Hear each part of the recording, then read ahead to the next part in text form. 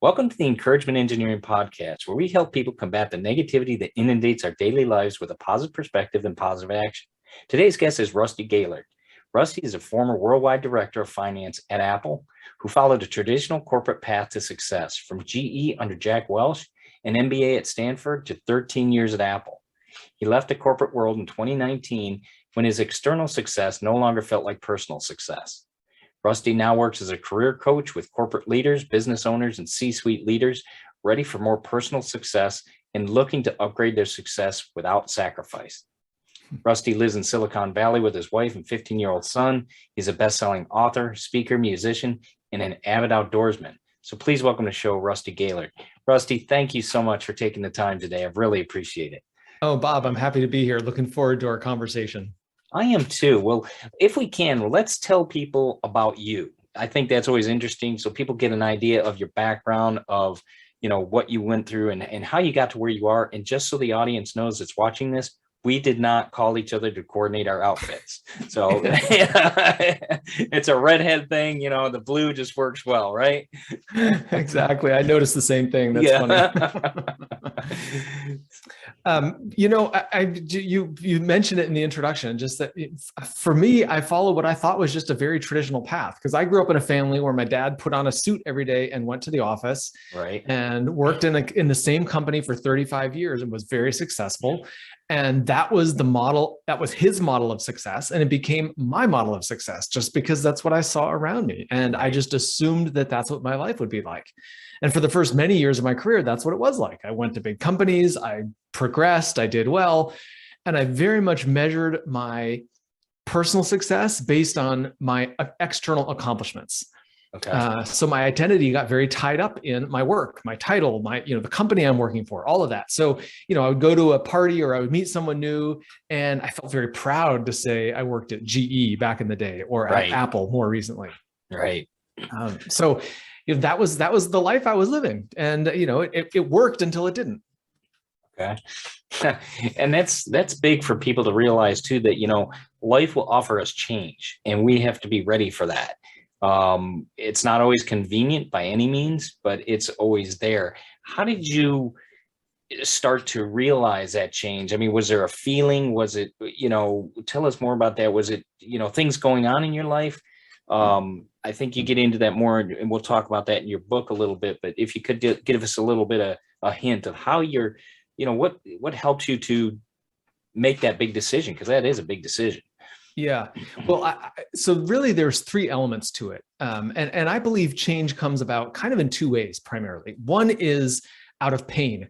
When the situation you're in is so painful that you're going to make a change because it's just not working for you.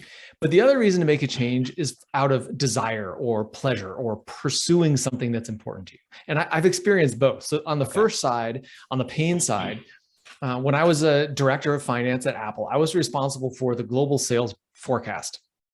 It was a big job, and my son was 2. And I had a personal commitment to be present in his life. And that stemmed from my childhood, where my dad was around, but I wanted more of him, right? It was like, we always want more time with our parents. And I wanted that with my dad, but he was busy and work was a priority for him. I respect that. But I decided when I'm a parent, I want to make a different choice. Good. And I came face to face with that because I like at that point in my life, I didn't have the tools to manage both of these things, being successful at work and being engaged as a parent. The only answer that was available to me at that time was a choice. And I came face to face with this reality of, hey, I said I was going to do this. Am I going to do it? Right. And I did. I chose to take a lower level job at Apple.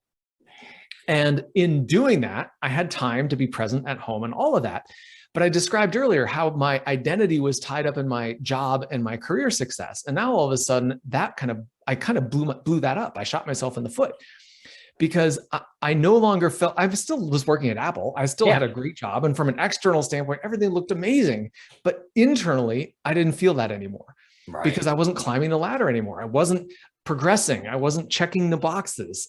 I was kind of static.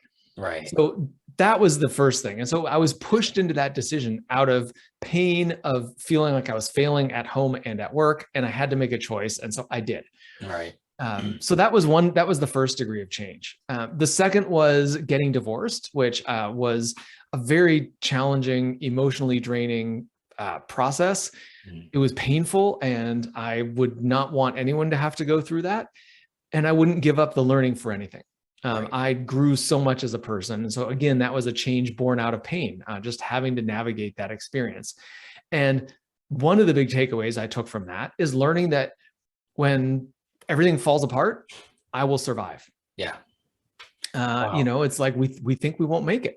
Right. In my head, whether it's getting fired or divorced or whatever it is, these big challenges in life, we can survive them. Yeah. And so I took that lesson into the third change, which was finally finding a direction that was meaningful to me, that was worth leaving Apple to go do, which was to work with people to help them be their best selves, to live their best life, and that might be leaving their job. It may not be leaving their job, but it's finding what matters to them and living based on that. And that was a change that I made out of pursuing a goal, pursuing a vision, something that mattered to me. And I built the skills and the strength in doing that through those first two changes. And then I applied them in the third one.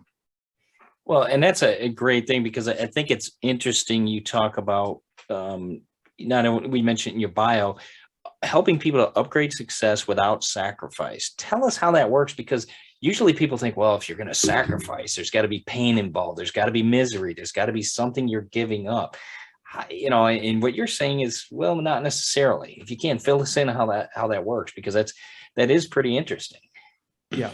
Well, so it's a great topic, because I didn't understand that when I made that choice to take the lower level job, to basically demote myself. I didn't understand that. I just thought it's like, hey, you're giving everything to work to progress, or you're not. Right. And I didn't know another way, but there was in my heart, I knew there had to be a way. I knew there had to be a way to do meaningful work, do something that you care about without giving up everything else that matters to you. Right. And, that's now one of the things that I help people with. And so just to offer one simple tool that people can use to put this into practice. Okay. Part one is to get really clear on, what does success look like for you? Because, we get so influenced by other people's definition of success, more money, bigger house, bigger car, whatever it is, right? And like I used to be, right? Checking the boxes. I wanted to climb the ladder, and that was success to me. But you really need to reflect, like, what makes a good life to you, and get your own personal definition of success. And success is not just your career. It's your life. It's your relationships, your family, your kids, all of that, your hobbies. So think about, first of all, what does success look like? And then the second step, and this sounds kind of simple, but it's not easy, is to prioritize that success. So, I've had clients who say, I feel I haven't been to the doctor in years because I'm just so busy at work. I don't have time for myself. Like, I've got my family, work, all that. It's like, I don't have time. So, it can be the simple things like, hey, get an appointment to go see the doctor. Yeah. Right. In that example, it can be that simple. And as you start to do things like that, you find out, oh, I can do that, and it doesn't actually detract from other things in my life. And in fact, you may even feel better and more energized and be more effective at work, because you're taking care of yourself. You're not drained all the time. Right. And when you're not drained, you're bringing your best. Yeah. And that people forget, you got to take care of you, because there's not a replacement. You can't just go down to the auto parts store and get parts for your body when they fail. You got to take care of yourself. And people understand that. When you say, no, I can't attend that meeting, I've got to go to the doctor. Oh, okay. It's no big deal. Do it. I mean, that's a great example to prioritize yourself. Yeah. I mean, we all, and that can come in factors of stress. It can come in health. It can come in happiness. Like you did, you prioritized your family over your work. I mean, it took you a little while maybe, but you did it. And, I appreciate the fact you demoted yourself. I think that's interesting, because that says a lot. And I get it. I've got 3 boys. My youngest is now 19, so they're grown, but I understand that you want to be there when they're that little, when you see that excitement in their eyes, and you can help them at school. And that's a great prioritization to remind people that we're allowed to do this. It's our life. We can make that choice. So I and really, it doesn't always, there's not always a big penalty for it either, as you're pointing out, right? Yeah. And I think that's the point. That's the place where I got so tripped up. And I think a lot of people get tripped up. They say, well, gosh, if I am choosing to be home with my family or go to the doctor or whatever, like I'm going to get penalized for that. right. And like, okay, you might work at a company where you will get penalized. Like that's possible, but there are many opportunities in this world to have the kind of life that you want to have. Right. And to have the work environment and the home environment and to create that. But you have to decide first, what is that for you? What does it look like? And once you get clear on it, you can go do it. Yeah. And I think that's that realization for people that we can do this. And you mentioned that before. Just take those small steps. We can do this. You make that appointment. It's not that hard. Doesn't take long. Okay, that's done. Next step. Make sure you get to the appointment, etc. Listen to what they say. Take that into account. Maybe exercise more. Make time for that. It's small steps. It doesn't take a whole lot of, we build it up so much in our mind, and I think that's always interesting for people because we don't have a crystal ball. We don't know what's going to happen, but we build this up in our mind and it creates fear, and that's what holds us back, and the trepidation and all that. No, just experience it, go with it, and grow with it. Yeah. And I want to just emphasize something you were just saying, Bob, is this simple thing. Like, here's a tool that you can apply. Get a piece of paper and a big marker and write, I can. That's it. Just write that and put it on your wall. And I just want to read you this little quote because you were talking about it and it just came to mind. It's from this book called Working with the Law by Raymond Hollowell. And he says, the positive mental attitude of the man or person who thinks they can, in contrast with the negative attitude of another who thinks they can't, is practically the only difference between the one who succeeds and the one who fails. And I love that because most of us think, oh my gosh, I don't have time to go to the dentist. I don't have time to exercise. I got this. It's the I can't. Yeah. So just literally changing that one simple thing can be so powerful. There's another story. I got to mention it because Zig Ziglar used to talk about that as well. And he had another person that helped him, Mamie McCullough. And she talked that same idea to students and literally had them all bring in a can from home. And she created labels. And it was that same idea that says, I can. And she goes, I don't want to hear I can't, because now you have a physical can that says I can. And that same type of attitude. Don't tell me you can't. You can do this. Is it always easy? I'm not going to fluff it. It's not. It can be hard. You experience it with divorce. It's hard. It's draining. Sometimes we got to go through things like that. Deaths in families. That's a reality. None of us are here permanently. We're going to have to go through this sometime or later, and it's going to be hard, but you get through it. And I think it's important to realize though, like it's going to be hard whether you're trying to avoid the hard stuff or you're going boldly for what it is that you want in your life. Right. You're going to hit the obstacles either way because it's life. Yeah. So, recognizing that is like, why not go for the things that you want in life? Because there's always going to be challenges. At least you're overcoming the challenges as you're in progress towards what you want. Definitely. I love that. That's a great reminder for people. Now, let's go to your book a little bit, because I want to make sure people understand you're an author. You've got the book, Breaking the Code. And it talks about, it mentions about outperforming self-image, your perspective. Is that basically the perspective of yourself? Tell us more about your book and that concept then. So my book is Breaking the Code. And so one of the things I want to talk about, just because, I love the title of your podcast, Encouragement Engineering. I was an engineer by training. Yep. And I worked in engineering for a little bit right out of college. So I can relate to this idea of engineering. And one of the ideas that I talk about in the book is your inner technology. So if you think about the technology you use every day, take your phone as an example, right? You've got the phone itself, you have the hardware. Right. Then there's an operating system, which controls the hardware. And then you have apps, and you install the apps that allow you to do what you want. Well, think about your life as a parallel to that. You are the hardware, right? Your physical body, you're the hardware. Yep. Your operating system is your thoughts, your beliefs, your self-image, your what you believe to be true about yourself, your place in the world, the way the world works. And then you have apps, and your apps are your salary and how much free time you have and your work-life balance and all the things that you want to install in your life that you want. So just like your phone is only really useful for the apps that you put on it, that's what you care about. It's the same with your life, right? It's most useful for the apps that you install, right? The free time, the hobbies, the relationships, the work, all of that. Now, what allows the apps to operate? So when you put a new app on your phone and it wants to take a picture, or if it wants to access your passwords or whatever, what happens? The operating system jumps in the middle, says, hold on a minute, wait a minute, put on the brakes. Yeah. Do you have permission to do this? That same thing is going on in your life.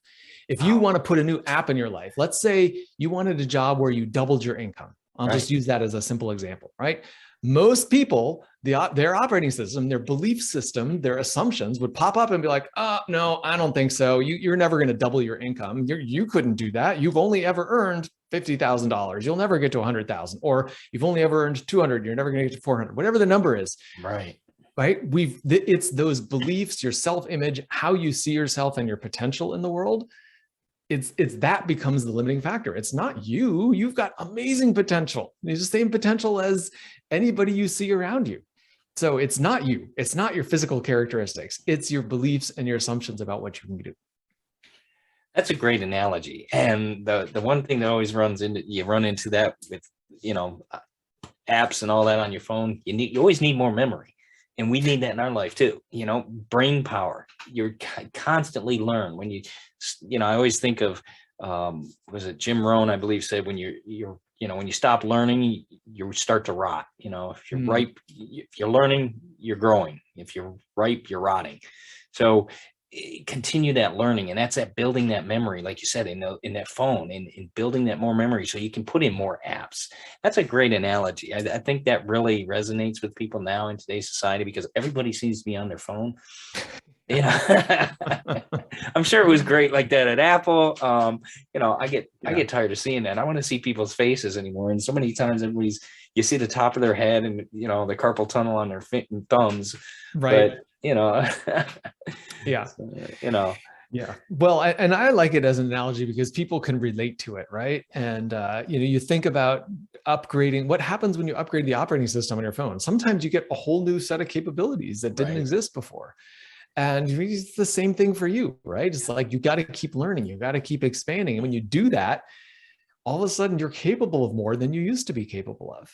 Right. That power that's in you can get you through that next thing that you thought you didn't do. I mean, think about it. I always give people an analogy. We were all children at one time and we didn't know how to walk. I think we passed that. We learned our ABCs and we're talking and we're putting sentences together and formatting paragraphs. We're learning how to talk and write. We've grown in life and we can continue to do that. Our choices, like you said, our limiting beliefs. Oh, I don't want to do that. It's hard. Maybe, but maybe not. What are you going to get from it? It's interesting. It talks about you being an outdoorsman, and I'm sure you run into this if you go hiking. It could be far. Yeah, it could be. But what are you going to see along the way? What are you going to see when you get there? Great scenarios you got there. So, and I just as you're talking about that, here's another little thing for your listeners to do: banish the word hard from your vocabulary. Awesome. Right? Because, which it doesn't mean that things aren't challenging in some ways. Like, some things are challenging, but get specific about what's hard. Because the problem is when you say something is hard, you automatically want to avoid it. Right? That's your immediate reaction. Well, get clear of it. Okay, I'm going to go on a long hike. It's going to be tiring. My legs might get sore. Like, that's fine. Like, when you describe it in that way, that's really what you mean by hard. You just mean that you're going to exert a lot of energy. Your legs might get sore. Maybe you need to bring some extra food or water. That's like, when you say it, all of those, like in the actual descriptive way, it's not so intimidating. You're like, oh, I can handle that. Yeah. But when you say, oh, it's hard, immediately, oh, I don't want to do that. So get rid of the word hard out of your vocabulary. And when you find yourself using it, just stop and go back and clarify. What does that mean? What is actually hard about this experience? Get clear, because when you're clear, it's not so intimidating. And that's a great point. Yeah, because as you're mentioning that, okay, bring some food. Okay, you can bring granola bars. They're not heavy. Small snacks are not heavy. Bottles of water are not that heavy. Let's go for it. It's great. Remember that clarity. That is so good. I really appreciate that, because it shows that overcoming attitude, if you will, on anything. And like you said, getting rid of the word hard, great idea. It's not, get rid of the word try. Yeah. Yeah. Take the steps. If you want to change it, don't try, take the steps. You'll experience something. Why not experience things?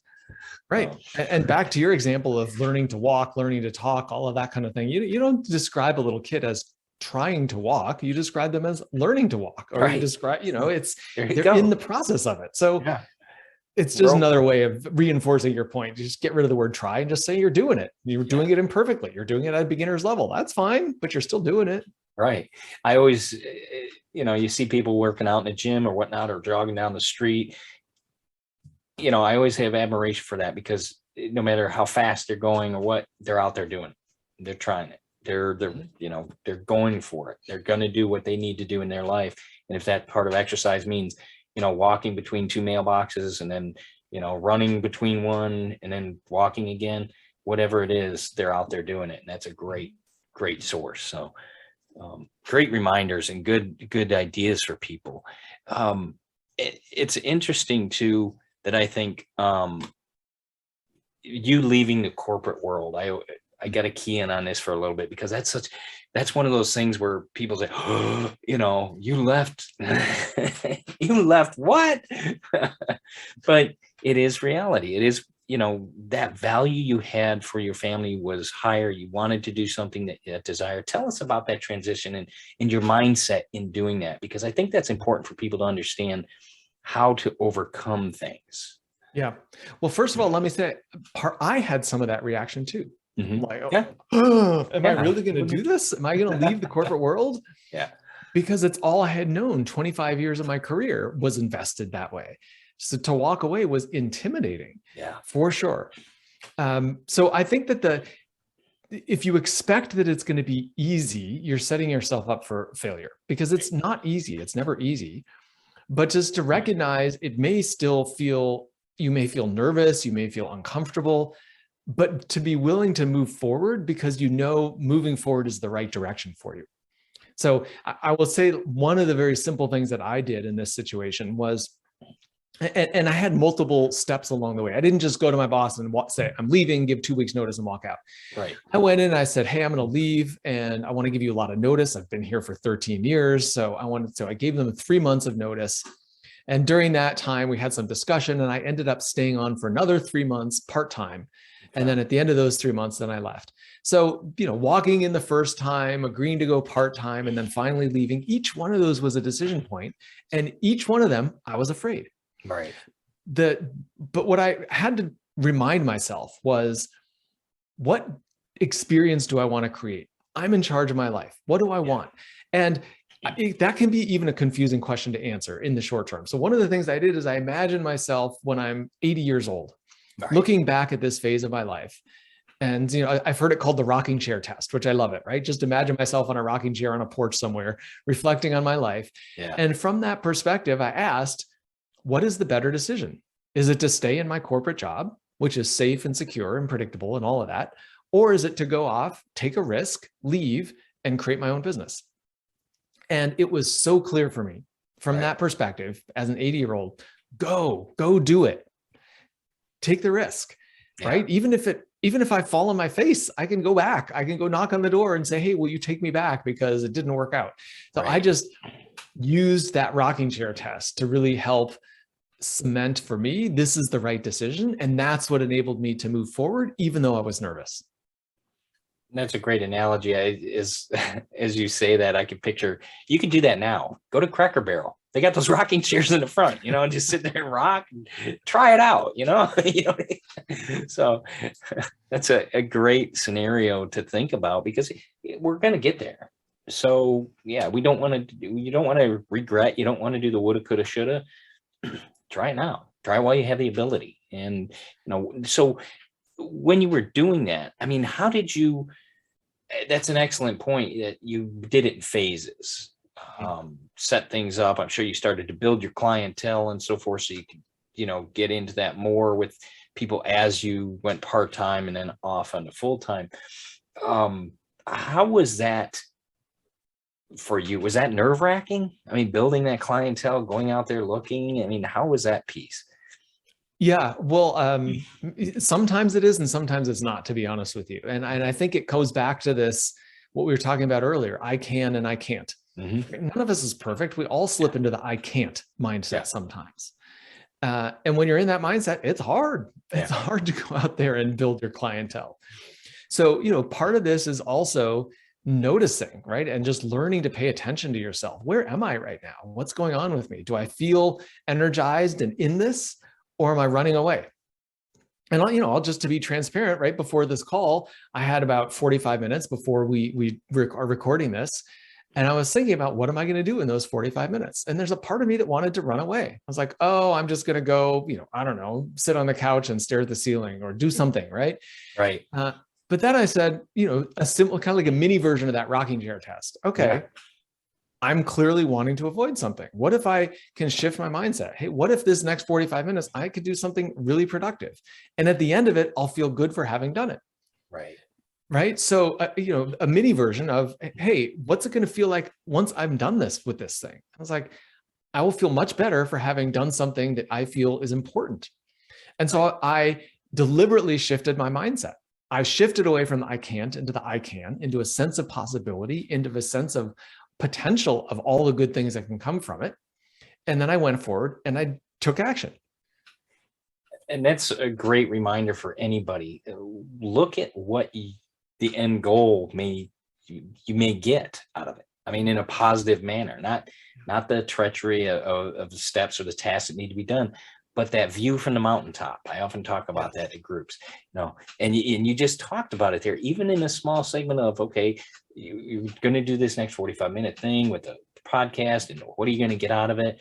That's looking at the results. And I think that's important for people to realize. Those are the results we go after. Yeah, we can always say, oh, I think of a stock car driver. They say, don't look at the wall, right? Because that's where you'll take the car towards.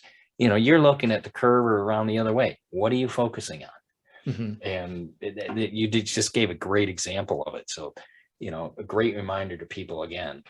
Yeah. And I just, even for myself, I notice it's very easy to assume that the actions I'm taking will not work out. Yes. Oh, yeah. We can go there quickly. Yeah. Yeah. So catch yourself in that. It's like, I'm assuming the worst is going to happen. What if I assume the best? What if I assume this is easy and the actions I take are productive and they feel good and all? Like, you can assume whatever outcome you want. Why not assume the best outcome? Exactly. Right? Because just like you said, if you're looking at the worst, you're more likely to get the worst. If you're looking at the best, you're more likely to get the best.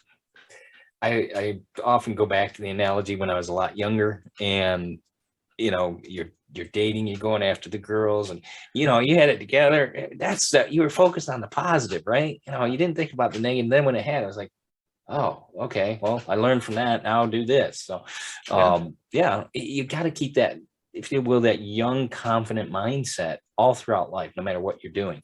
But you're right. I mean, it can be so easy to get into those things. Our society does it, our news stories do it. And a key thing is turn that stuff off. You don't need the extra negativity in your life. We give ourselves enough our own.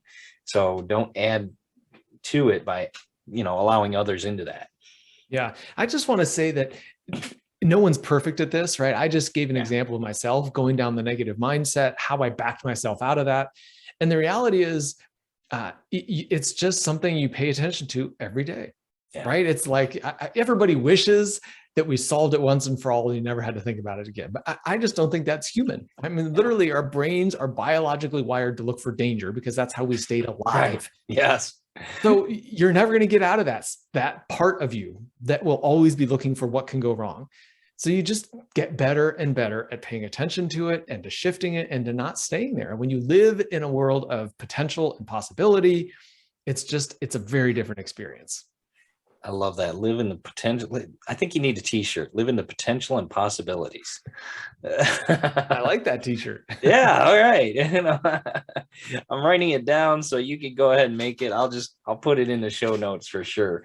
Because I think that's a great idea there. Live in the potential and the possibilities. We can all do that. We all have that ability.